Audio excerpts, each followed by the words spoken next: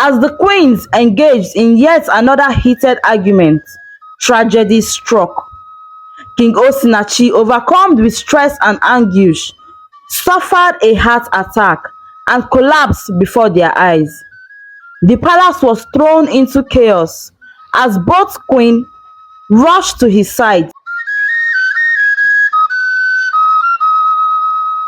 Once upon a time, in the peaceful kingdom of Izodo, there lived a kind-hearted prince named Osinachi. He was in his 20s and lived happily with his loving parents, King Ikenna and Queen Ezinne, in the Grand Palace. Prince Osinachi was the only child of King Ikenna, who had ruled the kingdom for over 2 decades with immense love and compassion. King Ikenna was known far and wide for his kindness and fairness. He would often walk around his people, listening to their concerns and helping them in any way he could. Queen Ezinne, his wife, was equally beloved by all. Together, they made a perfect team, ruling Izodo with warmth and wisdom. Their son, Prince Osinachi, grew up watching his parents' example. He learned to be kind, generous and compassionate to all those around him.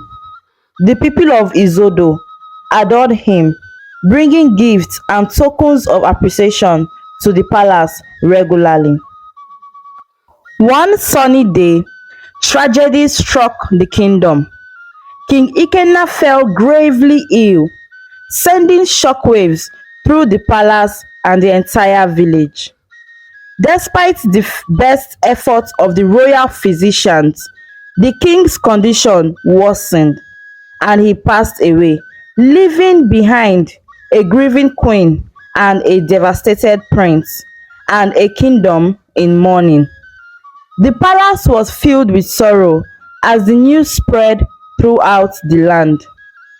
Villagers came from far and wide to pay their respects to the beloved king. Queen Ezinne and Prince Osinachi were heartbroken but found solace in the outpouring of support from their people. As the days passed, preparations were made for King Ikenna's funeral. The entire kingdom came together to honor their late king, with tears streaming down their faces. Prince Osinachi stood strong beside his mother, trying his best to be brave in face of such loss. Finally, the day of the funeral arrived. The streets were lined with mourners as the royal procession made its way to the palace grounds. Villagers wept openly, remembering the kind and just ruler they had lost. Queen Ezinne and Prince Osinachi led the solemn ceremony, their hearts heavy with grief. After the funeral, the palace felt emptier than ever.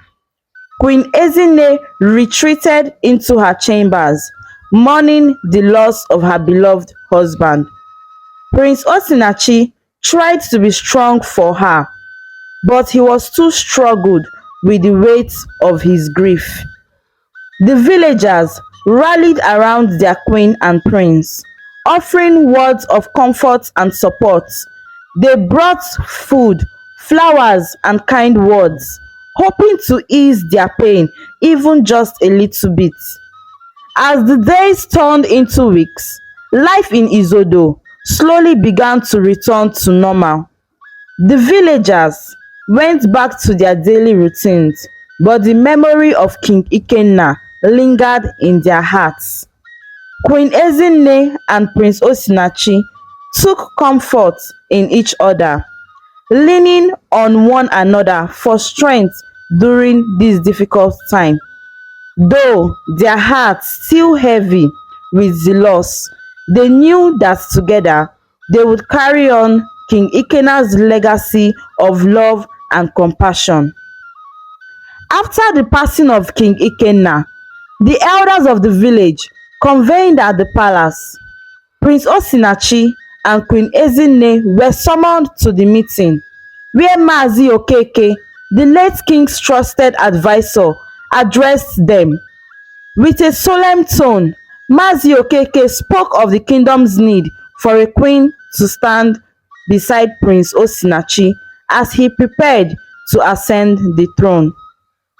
His words were met with murmurs of agreement from the other elders. Understanding the importance of continuing the royal lineage, Prince Osinachi assured the elders that he would find a suitable wife. Queen Ezinne, though still grieving, encouraged her son to choose wisely and to marry for love above all else. Days later, as Prince Osinachi was strolling through the village with his guards, he encountered a maiden named Olamma. She was carrying a basket of fruits, her gentle features framed by the sunlight filtering through the trees. Captivated by her beauty and grace, Prince Osinachi approached her with a warm smile.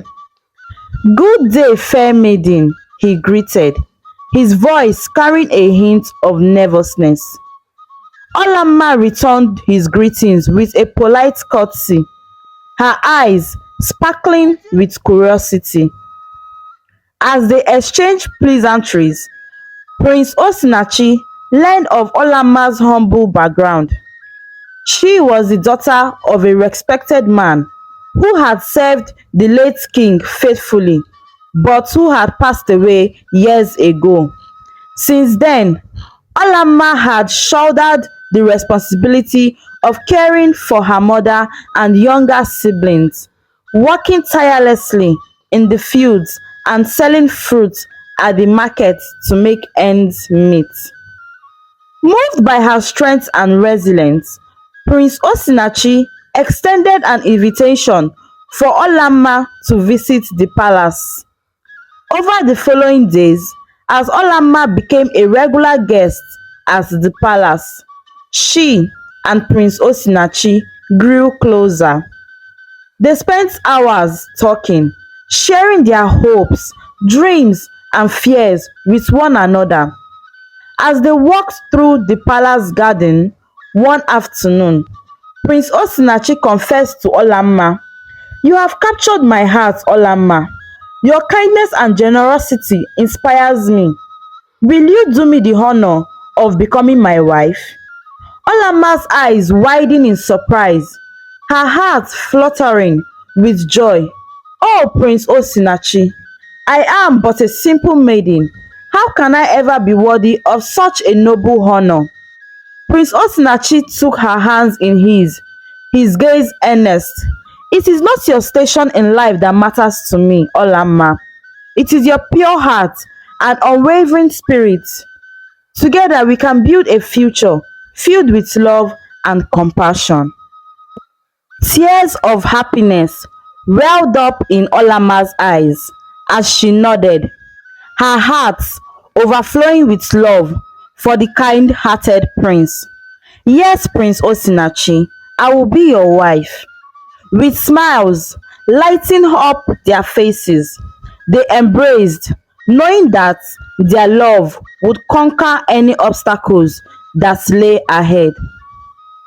Weeks flew by in a whirl of happiness and celebrations as Prince Osinachi and Olamma embarked on their journey of married life.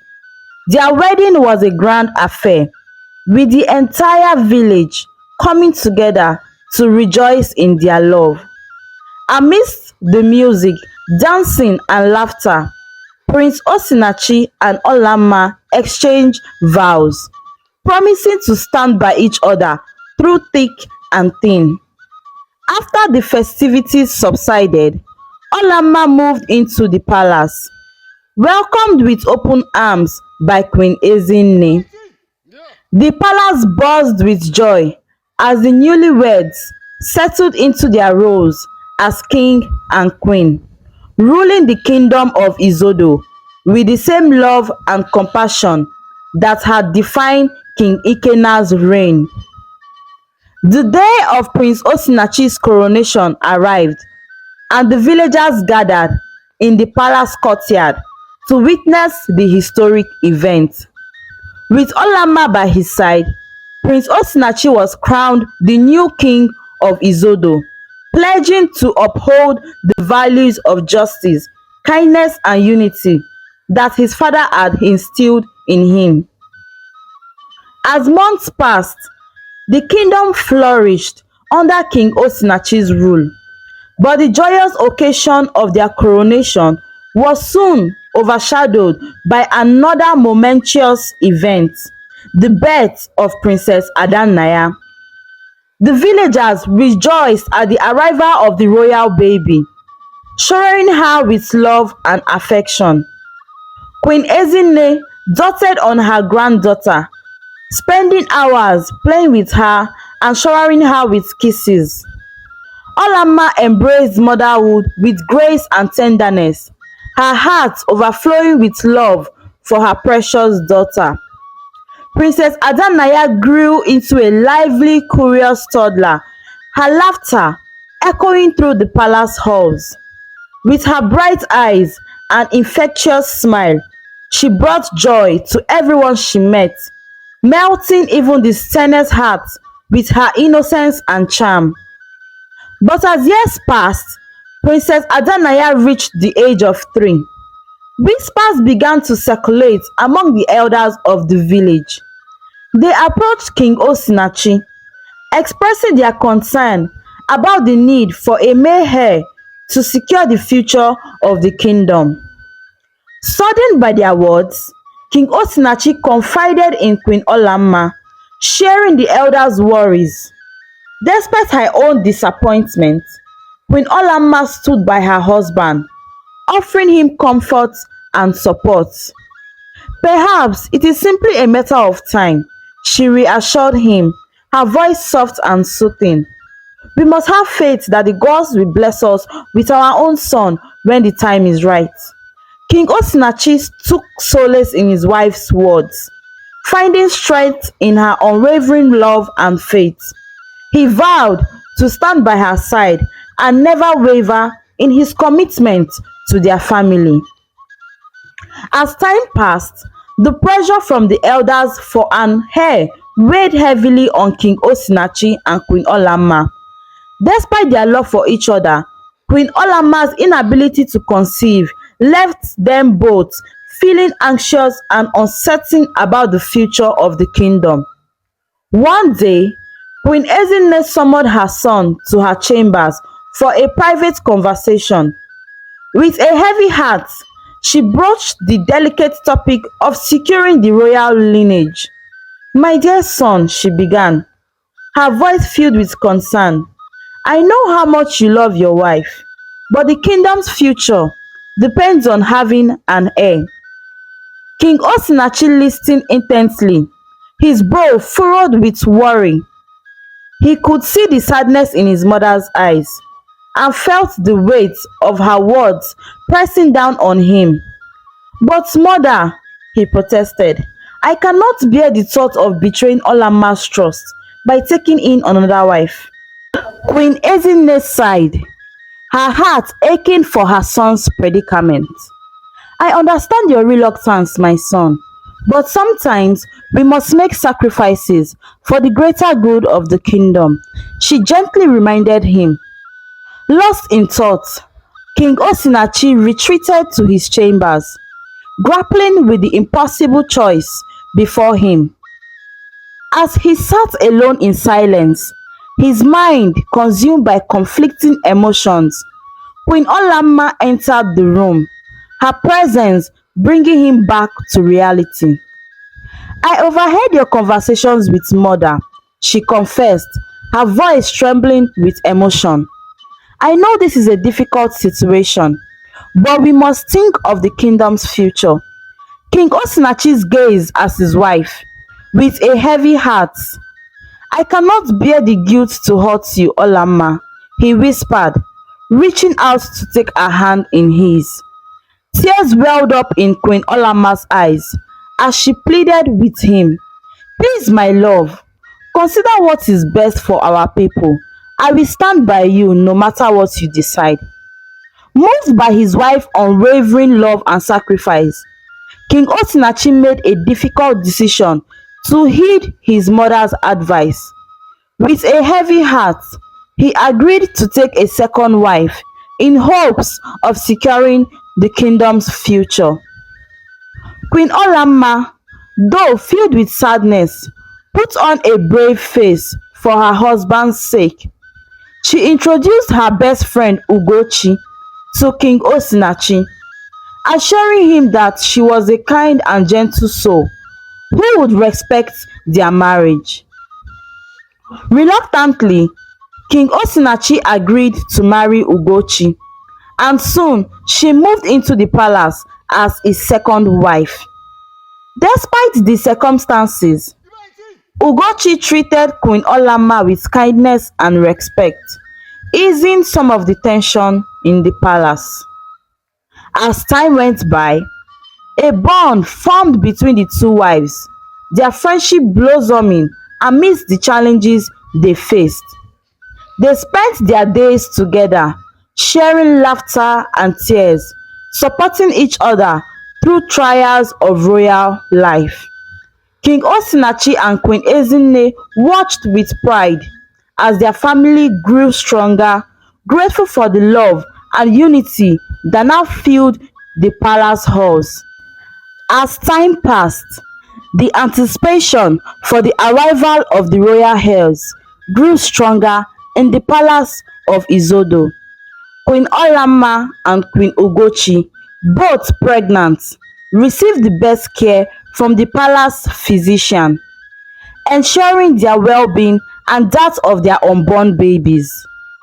Excitement filled the air as the days turned into weeks, and soon it was time for the expectant queens to undergo a scan to check on the health and development of their babies. The entire palace held its breath as the results were revealed. Both Queen Olamma and Queen Ugochi were carrying baby boys. The news spread like wildfire through the kingdom, bringing joy to the hearts of the villagers who eagerly awaited the arrival of their future princes. Queen Olamma and Queen Ugochi embraced each other, their bond strengthened by the shared joy of motherhood. However, behind Queen Ugochi's smile, a seed of resentment began to take root. Though she hid it well from those around her, she couldn't shake the feeling of jealousy that gnawed at her heart. She couldn't help but feel that the birth of Olamma's son would overshadow the significance of her own child. Meanwhile, Queen Ezinne showered both expectant mothers with love and care, eagerly awaiting the arrival of her grandsons. Princess Adanaya too was excited at the prospect of having two little brothers to play with. Months later, the long-awaited day arrived.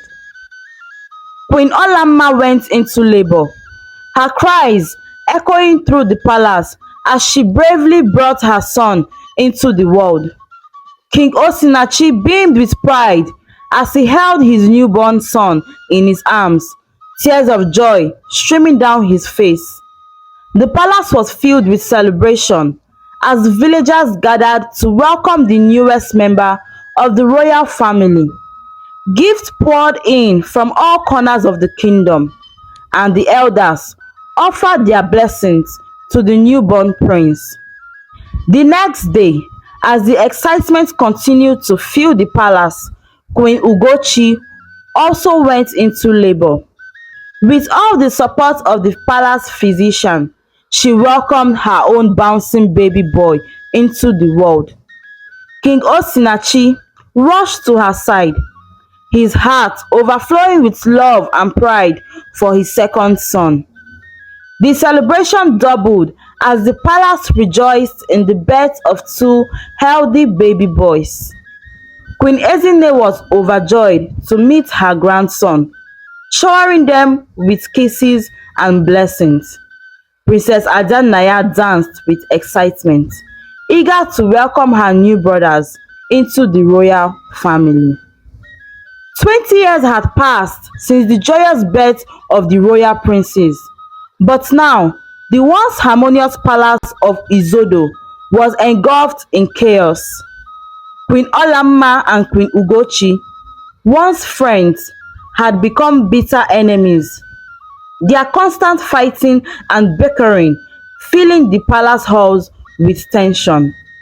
King Osinachi, burdened by the discord between his wife, sought counsel from the village elders, but their wise words seemed to fall on deaf ears.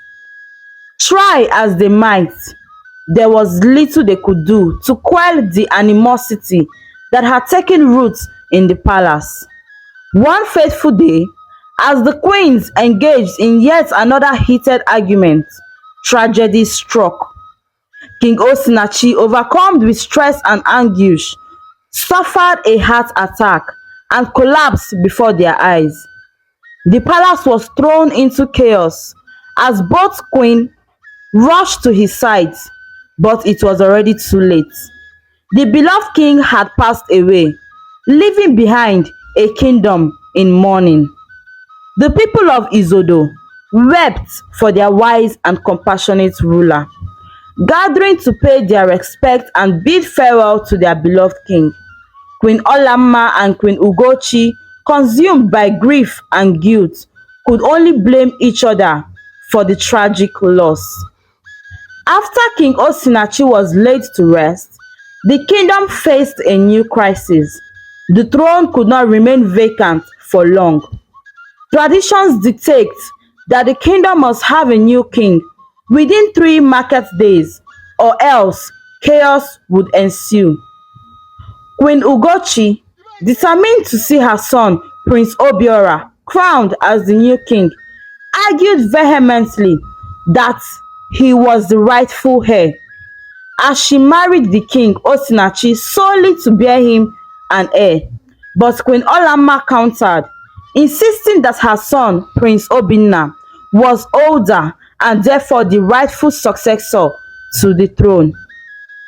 The palace was thrown into turmoil as tensions ran high between the two queens and their sons. Prince Obina and Prince Obiora, once close friends, now found themselves at odds, torn between their loyalty to their mothers and their duty to the kingdom. As days passed and the deadline for selecting a new king drew near, the people of Izodo held their breath, anxiously awaiting the resolution of the palace power struggle. After a few days of tension and uncertainty in the palace, Queen Ugochi realized the gravity of the situation and decided to take action. She approached her son Prince Obiora and urged him to make amends with his stepbrother Prince Obina and restore peace to the kingdom of Izodo. Prince Obiora, realizing the importance of unity, agreed to his mother's suggestion and sought out Prince Obina. With humility in his heart, he apologized to Prince Obina. Queen Olamma and Princess Adanaya, to their credit, they accepted his apology, and a sense of harmony returned to the palace. Later that day, Prince Obiora suggested to Prince Obina that they go for a walk together. Prince Obina, eager to mend their relationship, agreed. As they strolled towards the forest, enjoying the peaceful surroundings, their bonds began to strengthen once again. Suddenly, a group of masked men emerged from the shadows, seizing Prince Obina and dragging him away into a distant village. Prince Obiora, shocked and terrified, raced back to the palace to alert the others. The palace was thrown into chaos as the news of Prince Obina's abduction spread. Queen Olamma, Queen Ugochi, and Prince Obiora were beside themselves with worry, fearing for Prince Obina's safety. Meanwhile, in the forest, Prince Obina found himself tied to a tree, alone and helpless. His cries for help echoed through the trees until they reached the ears of a mysterious maiden named Ifeoma. Ifeoma, a kind-hearted outcast with magical powers, approached Prince Obina and freed him from his bonds. Grateful for her assistance, Prince Obina asked about her identity and her location. Ifeoma explained that they were in another village and shared the ability to communicate with many things. Realizing that it wasn't safe for Prince Obina to return to the palace just yet, Ifeoma offered him shelter in her humble abode. She provided him with clothes and food, caring for him with kindness and compassion. Back in Izodo, the search for Prince Obina continued, but as days turned into weeks, hope began to wane. The coronation of the next king approached, and with Prince Obina still missing, the elders and villagers faced a very difficult decision. On the night before the coronation, Ifeoma informed Prince Obina that it was time for them to return to the palace. Despite his hesitation, she assured him that it was the right time, and they both set out together. As the villagers gathered for the coronation ceremony, anticipation filled the air. Just as the crown was about to be placed on Prince Obiora's head, Prince Obina and Ifeoma burst into the throne room, bringing the proceedings to a stop. Ifeoma shattered a small calabash in the center of the room, demanding that Queen Ugochi confess her role in Prince Obina's kidnap. With tears in her eyes, Queen Ugochi admitted to her wrongdoing, and Prince Obiora confessed to his complicity. Queen Olamma, overjoyed to see her son safe and sound, thanked Ifeoma for her bravery and kindness. In a swift and decisive move, Queen Ugochi and Prince Obiora were banished from the kingdom, never to return again. With peace restored to the palace, Prince Obina married Ifeoma, and in a joyous ceremony, he was crowned the new king of Izodo. With Ifeoma by his side, he ruled with love, wisdom, and compassion, ensuring that the kingdom thrived for generations to come. The moral of the story is that honesty, kindness, and forgiveness are important virtues. When people work together, apologize for their mistakes, and treat others with respect, harmony can be restored even in the face of conflict. It is also important that we trust in the power of friendship and to help those in need, just as demonstrated by Ifeoma's bravery and compassion. This story also teaches us that good will always triumph over evil, and that by doing what is right, we can create a better world for ourselves. Thanks for watching this captivating story on African stories and folktales. Please don't forget to subscribe and turn on the notification bell for more stories.